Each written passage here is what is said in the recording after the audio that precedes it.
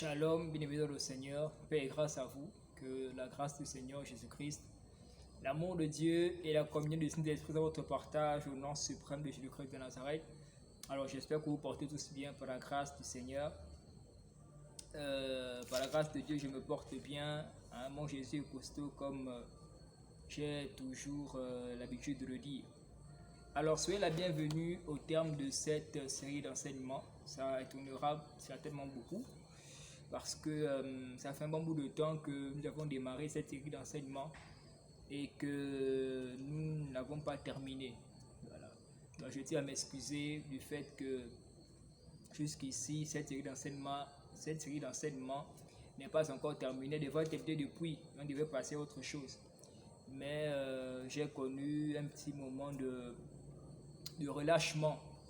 Voilà, et je tiens véritablement à m'excuser. Et je demande aussi à Dieu pardon pour cela.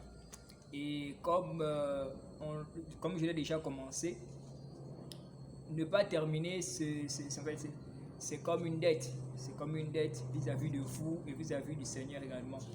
Et honnêtement, je n'aime pas les dettes. Donc, par la grâce du Seigneur, je suis là. Et nous allons terminer cette série d'enseignements. Par la suite, nous allons passer à autre chose parce qu'il y a plusieurs choses que le Seigneur me demande de faire encore. D'ici peu, on aura à partir de janvier, donc à partir de 2023, on aura une autre série d'enseignements qui va démarrer et qu'on va appeler l'école du dimanche. Cette série d'enseignements, en fait, ce seront des enseignements qui seront donnés chaque dimanche en soirée. Donc nous verrons une thématique chaque dimanche en soirée.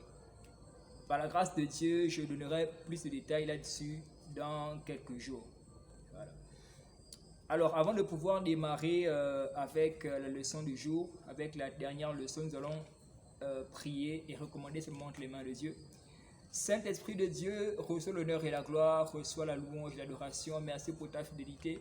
Merci pour le privilège, pour la grâce d'être dans ta sainte présence, d'être là pour pouvoir parler de ta part. Je prie que je sois effacé et que toi seul prennes le contrôle de tout, que je régresse et que tu croisses.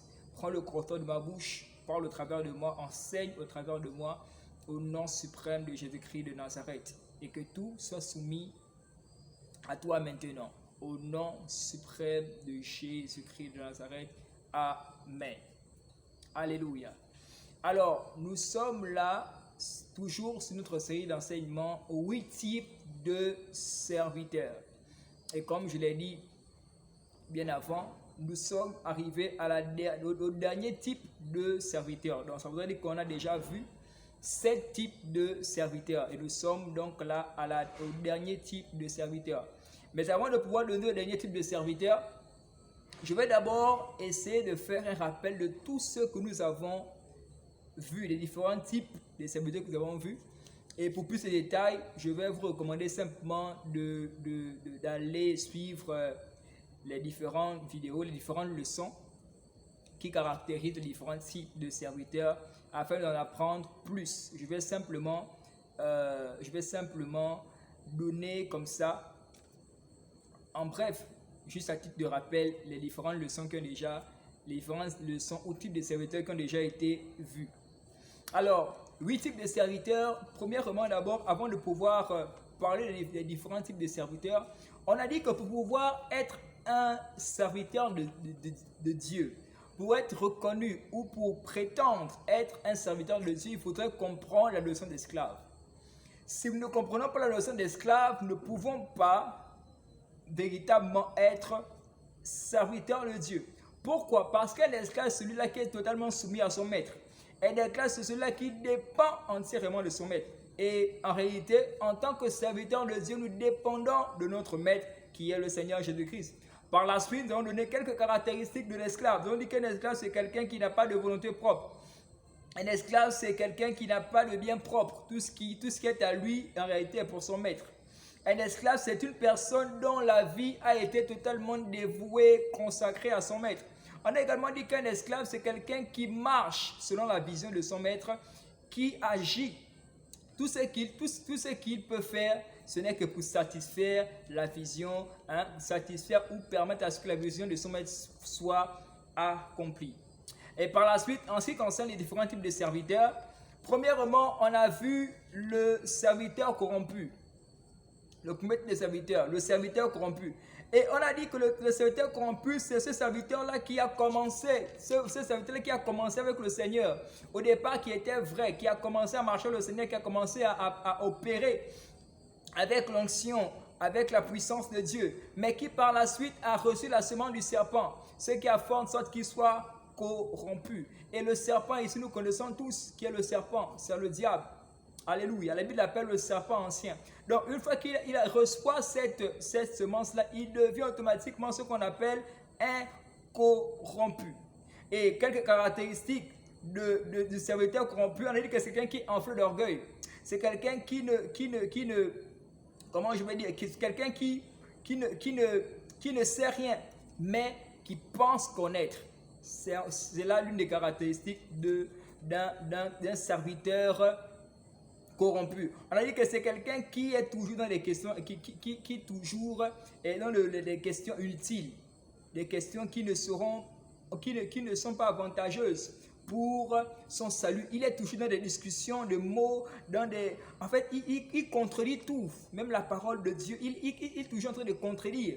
Alléluia. Deuxième type de serviteur, on a vu les serviteurs ou le serviteur naufragé. On dit que le serviteur naufragé, c'est également quelqu'un qui a commencé avec le Seigneur, qui a bien commencé avec le Seigneur, mais qui s'est adonné à l'apostasie. C'est quelqu'un même qui a commencé avec Christ, mais qui par la suite a décidé de changer de religion, a décidé de devenir musulman, décidé même d'être dans des sectes. Alléluia. C'est là un serviteur naufragé. Il a fait un naufrage par rapport à sa foi. Et on a donné également quelques signes qui pourront nous permettre de comprendre ou de reconnaître que là, nous sommes en train de faire naufrage ou encore nous avons naufragé. Je vous recommande de voir les vidéos pour en apprendre plus. Troisième type de serviteur, le serviteur méchant. Comme le mot l'indique, c'est un serviteur méchant, c'est-à-dire qu'il refuse c'est un serviteur qui refuse de donner des résultats probants à celui-là qu'il a appelé. C'est ce serviteur qui refuse de donner des résultats probants à son maître. C'est ce serviteur-là qui bat ses frères.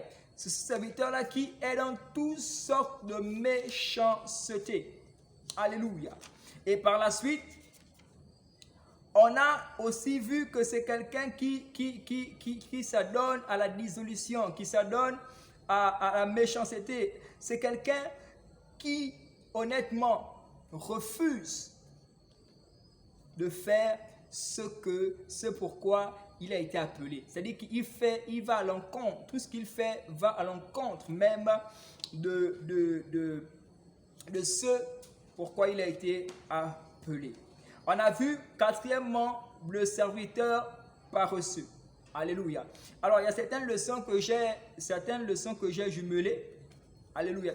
Certaines leçons que j'ai jumelées à partir de la deuxième leçon. Je pense que j'ai jumelé la deuxième et la troisième leçon.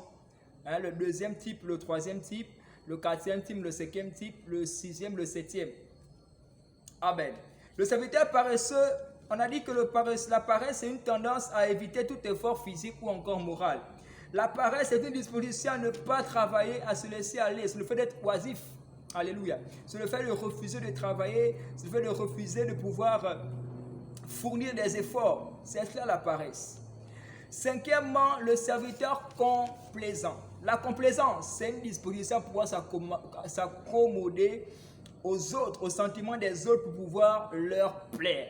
Le serviteur complaisant, c'est celui-là qui agit, c'est celui-là qui travaille pour plaire aux autres et non pas pour plaire à Dieu, pour satisfaire les intérêts des autres et non pas satisfaire les intérêts de celui-là qu'il a appelé, donc le Seigneur Jésus-Christ. Sixièmement, on a parlé du serviteur ambitieux. Le serviteur ambitieux, c'est ce serviteur-là qui est animé d'une ambition non pas égoïste, mais égoïste, mais une ambition noble, une ambition juste pour pouvoir satisfaire les intérêts de son maître, satisfaire les intérêts du royaume, satisfaire les intérêts de celui qui l'a appelé. Et comme exemple, on a pris le cas de Paul. Paul qui, lui, était animé d'une ambition positive. Alléluia. Pour satisfaire les intérêts du royaume. Par la suite, Septième type de serviteur, le serviteur plein d'assurance. Le serviteur plein d'assurance, c'est ce serviteur-là qui est audacieux. C'est ce serviteur-là qui est courageux. C'est ce serviteur-là qui est rempli d'audace, rempli d'assurance, qui travaille et œuvre avec assurance. C'est-à-dire que peu importe l'obstacle qui peut être devant lui, lui c'est quelqu'un une personne positive qui est plein d'assurance et en fait il n'y a pas quelque chose qui puisse le limiter dans sa foi, dans sa marche. Parce que tout ce qui pourrait constituer un obstacle pour lui en réalité, c'est une occasion, un moyen par lequel il peut, comment je vais dire, gravir les échelons avec le Seigneur et aller encore plus haut.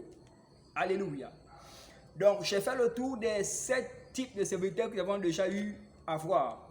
Donc, nous allons terminer avec le dernier type de serviteur, le serviteur fidèle. Alléluia. Déjà, comme le terme l'indique, fidèle, vous savez, la fidélité, c'est le fait d'être constant. C'est le fait de pouvoir demeurer constant. C'est le fait d'être intègre. Dieu, lorsqu'il appelle un homme, ce qu'il recherche, c'est la fidélité.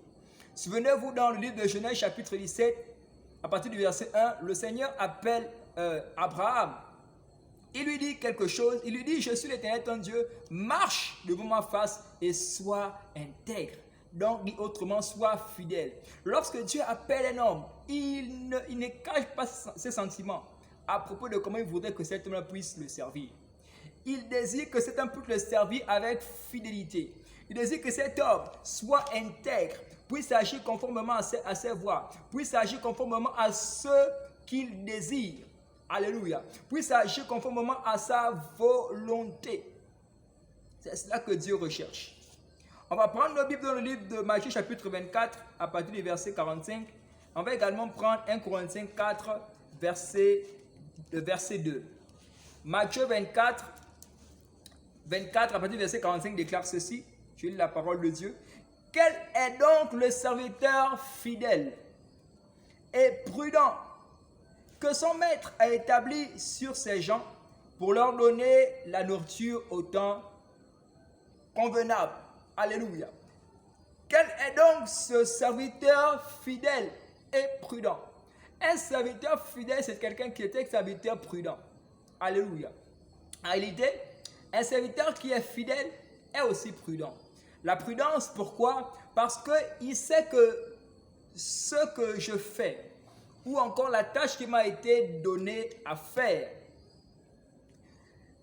un jour viendra, ou un moment viendra où je devrais rendre des comptes par rapport à ce qui m'a été donné. Un jour viendra où le maître, celui-là qui m'a donné, qui m'a confié cette tâche, viendra et faire un constat, c'est-à-dire que viendra pour voir si réellement ce qu'on m'a demandé de faire a été fait, si cela a été bien fait aussi. Alléluia.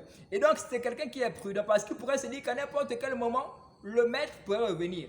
Celui qui m'a appelé, qui m'a choisi, qui m'a embauché dans son champ pour travailler, pourrait revenir à n'importe quel moment pour venir vérifier effectivement si ce qu'on m'a appelé, ce qu'on m'a demandé de faire a été fait. Et donc il est prudent, c'est-à-dire qu'il fait tout pour... Chaque jour il se prépare. Il se prépare. C'est-à-dire que même s'il a même fait la tâche, mais il se rassure que chaque jour, en fait, qu'il n'y ait rien qui fera en sorte que lorsque le maître viendra, qu'il ne puisse pas être content de lui. Alléluia. Il agit pour plaire à son maître. Il agit pour faire en sorte que la joie de son maître soit parfaite. 1 Corinthiens chapitre 4 à partir du verset 2. 1 Corinthiens chapitre 4 à partir du verset 2, la Bible nous dit ceci. 1 Corinthiens chapitre 4 à partir du verset 2, j'espère que tu as ta Bible et avec toi et également ton cahier pour prendre des notes. Alors il est écrit ceci, 1 Corinthiens chapitre 4 verset 2. Du reste, ce qu'on demande des dispensateurs, c'est que chacun soit trouvé fidèle. Alléluia. Ce qu'on demande des dispensateurs, c'est que chacun soit trouvé fidèle. Ce que Dieu demande à un homme, à un serviteur, lorsqu'il appelle à son service, c'est la fidélité. Alléluia. Lorsque tu es fidèle, Dieu également saura se montrer fidèle avec toi. Lorsque tu es fidèle, Dieu saura, comment je vais dire, non seulement il sera content, mais il saura également te récompenser à ta juste valeur.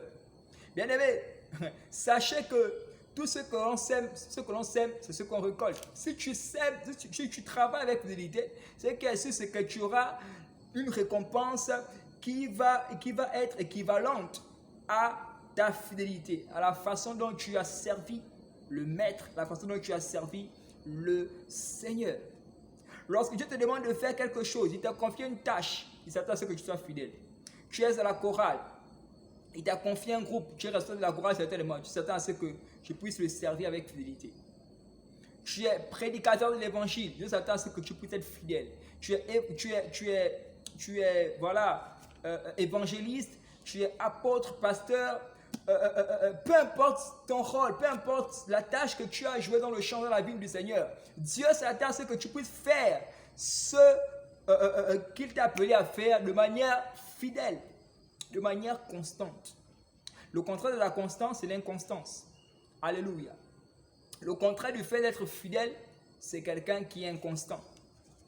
Alléluia. C'est quelqu'un qui n'est pas en fait situé. C'est quelqu'un qui est changeant. C'est quelqu'un qui est variable, qui pourrait changer à n'importe quel moment. Aujourd'hui, il peut faire ce à quoi il a été appelé, mais demain, il décide de changer. Et ça, c'est aussi l'une des caractéristiques du serviteur méchant. Le serviteur méchant, c'est quelqu'un qui peut commencer d'abord au départ à bien travailler, mais qui par la suite décide de ne plus être fidèle. Et je prie pour toi dans ce nom de Jésus, que je prie pour toi et pour moi.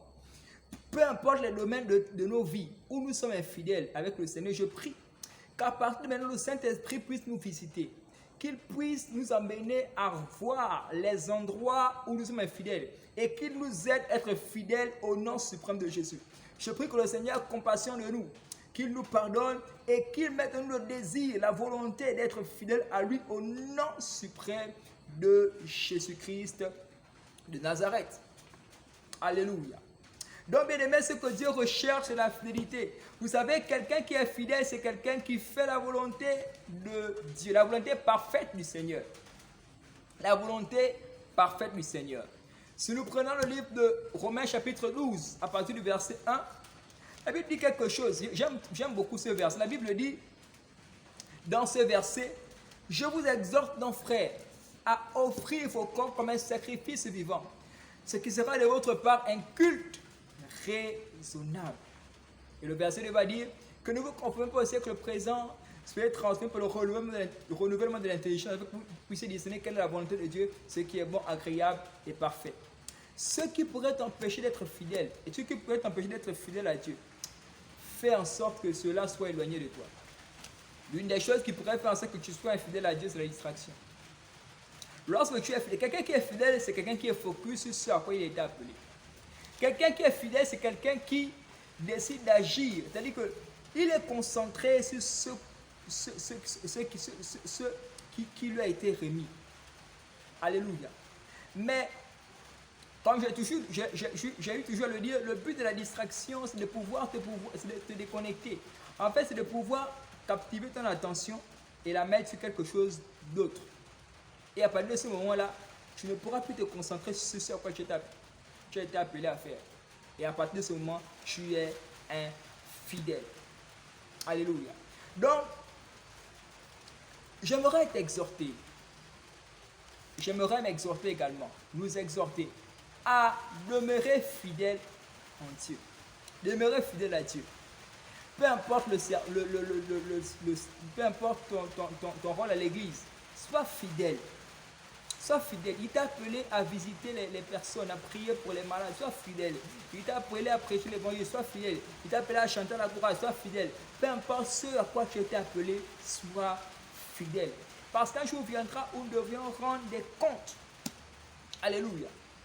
Par rapport à ce qui nous a donné, la tâche qu'il nous a recommandé de faire. Amen. Dieu sait se montrer fidèle avec les hommes fidèles. Il sait se montrer fidèle avec les femmes fidèles. Alléluia. Si vous voulez vivre connaître davantage Dieu, si vous voulez expérimenter, vivre dans le surnaturel et extraordinaire avec Dieu, soyez des hommes et des femmes fidèles. Sachez que, bien aimé, il y a quelqu'un qui ne voudrait jamais que nous puissions demeurer fidèles. Non, c'est le diable. Il ne va jamais vouloir cela, que nous puissions demeurer fidèles. C'est la raison pour laquelle nous devrions nous battre avec l'aide du Saint-Esprit pour être des hommes et des femmes fidèles, des hommes et des femmes intègres, des hommes et des femmes qui, lorsque le maître viendra et demandera des comptes, qu'il puisse nous dire, bon et fidèle serviteur, entre dans la maison, entre dans la joie de ton maître. Souvenez-vous bien aimés de cette histoire-là dans Matthieu chapitre 24 ou 25. La parabole des talents. Le premier, tout comme le deuxième serviteur, qui ont fait valoir ce qui leur a été remis, qui ont travaillé, ils ont été fidèles, mais ils ont été, lorsque le maître est venu et que les comptes ont été rendus, le maître était content d'eux. Le maître était content d'eux. Peu importe tout ce que tu fais, dis-toi que je dois faire cette chose de telle manière à ce que le maître, lorsqu'il viendrait et que les comptes lui seront rendus, qu'il soit fier de moi, qu'il soit content de moi. Soit, en fait, recherche cela. Que ce jour-là, que le Seigneur te dise, oui, fils, je suis fier de toi. Tu as fait ma joie. Viens, entre dans la joie de ton maître. Alléluia. Viens et entre dans la joie de ton maître. Et vous savez, bien aimé, un homme qui est fidèle, ta fidélité là ne sera pas seulement bénéfique pour toi. Ta fidélité à Dieu là, cette fidélité là sera également bénéfique pour ta famille. Sera également bénéfique pour ta progéniture. Vous savez, lorsque Dieu appelle Abraham, il lui dit, marque dans ma face et sois intègre dans Genèse chapitre 17. Par la suite, il lui fait certaines promesses. Dû au fait que, en fait, après lui avoir dit cela, il lui fait certaines promesses, tu seras père des nations, ta descendance sera comme le sable de la terre, et tout ça là. Et nous allons voir que Abraham a été fidèle à Dieu et Dieu a accompli ses promesses. Vous savez bien aimé, pour que Dieu puisse accomplir ses promesses dans ta vie, sois simplement fidèle. Alléluia. Pour vivre l'accomplissement des promesses de Dieu dans ta vie, sois fidèle. Vous savez, le service de Dieu, c'est la chose. J'aimerais dire que c'est même ce pourquoi nous avons été appelés. La raison pour laquelle chaque homme a été appelé, c'est pour servir Dieu. Et le diable ne permettra jamais que tu serves Dieu. Non. Il ne permettra jamais que tu serves Dieu. On va lire, je vais terminer par là, on va lire le livre de Exode, chapitre 23 au verset 25. La Bible dit ceci, Exode 23, 25. Vous servirez l'Éternel, votre Dieu, et il bénira votre pain et vos eaux. Et j'éloignerai la maladie du milieu de toi. Dieu ne pourra jamais permettre que son serviteur, celui qui le sert de manière fidèle, que celui-là puisse manquer de pain, puisse manquer d'eau, puisse être malade. Parce qu'il sait que si tu es malade, toi qui le sers, si tu es malade, qui va encore le servir? On ne sert pas Dieu étant malade. Tu es malade, tu ne peux pas servir Dieu. Donc Dieu ne pourra pas permettre que la maladie soit, que tu puisses être, comment je vais dire, que la maladie puisse t'atteindre. Alléluia. La Bible dit par la suite qu'il n'y aura dans ton pays ni femme qui avorte, ni femme stérile. Je remplirai le nombre de tes jours. Une personne qui sert Dieu et qui est fidèle, Dieu ne pourra jamais permettre que chez toi il y ait de la stérilité. Non, jamais. Sur tous les plans, que ce soit sur le plan spirituel, que ce soit sur le plan, je ne sais pas, sur tous les plans financiers, même sur le plan physique, si je peux le dire ainsi, sur le plan matériel et autres, Dieu ne pourra jamais permettre qu'il y ait de la stérilité chez toi. Pourquoi? Parce que tu le sais. Et la Bible dit que la Bible dit, je remplirai le nombre de tes jours. Aussi longtemps que tu sers Dieu, Dieu va te rassasier de jours. Il va remplir le nombre de tes jours sur cette terre. Et sa main sera sur toi que rien ni personne ne pourra écourter ta vie. Ta vie sera entre ses mains. Il dit, j'enverrai ma terreur devant toi. Je mettrai en déroute tous les peuples chez lesquels tu arriveras et je te ferai tourner le dos devant toi. Et je ferai tourner le dos devant toi à tous les ennemis. Alléluia. Bien-aimés, servons Dieu. Servons Dieu. C'est un privilège et une grâce de servir Dieu. C'est un privilège et une grâce de servir Dieu. Beaucoup d'entre nous, nous serions heureux de servir le président de la République. Je suis au Gabon. Et si le président de la République m'appelle pour travailler à la présidence, quel honneur. Je serais content, je vais courir même. Si c'est le cas pour toi, mais quelle joie. Tu vas même certainement fêter même. Tu vas festoyer. Mais Dieu est plus que le président de la République. Dieu est plus que le roi. Dieu est plus que le directeur général de n'importe quelle entreprise. Peu importe sa notoriété, peu importe sa renommée. Dieu est beaucoup plus que les hommes qui sont levés en dignité en majesté dans ce monde. Alléluia.